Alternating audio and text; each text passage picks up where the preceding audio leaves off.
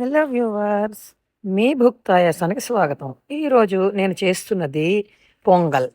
దీనికి కావలసిన పదార్థములు: బియ్యం 200 గ్రాములు, పెసరపప్పు 100 గ్రాములు, జీడిపప్పు 50 గ్రాములు, అల్లం, పచ్చిమిర్చి సన్న ముక్కలుగా తరుక్కున్నది, పసుపు కొంచెం, కరివేపాకు కొంచెం, నెయ్యి 100 గ్రాములు, జీలకర్ర, దంచుకున్న మిరియాలు చిరు స్పూను. ముందుగా కుక్కరు పొయ్యి మీద పెట్టి కుక్కర్లో నెయ్యి వేసి అందులో మిరియాలు, జీలకర్ర వేసి అవి వేగాక దానిపైన జీడిపప్పు వేసుకుని, ఆ పైన పచ్చిమిర్చి, అల్లం, కరివేపాకు కూడా వేసుకొని, కడుక్కున్న పెసరపప్పు, బియ్యాన్ని కూడా పైన వేసుకుని కలుపుకోవాలి.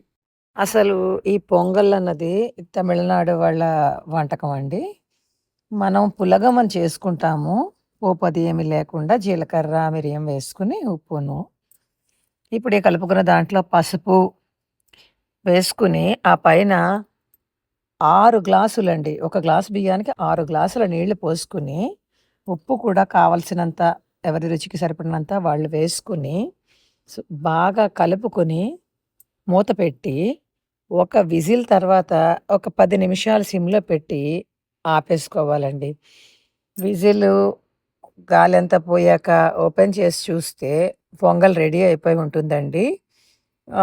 కరెక్ట్‌గా అంటే కన్సిస్టెన్సీ వచ్చి ఉంటుంది. ఇగో ఇలా ఉంటుందండి. దీనికి పెర్ఫెక్ట్ సైడ్ డిష్ పులుసు పచ్చడండి.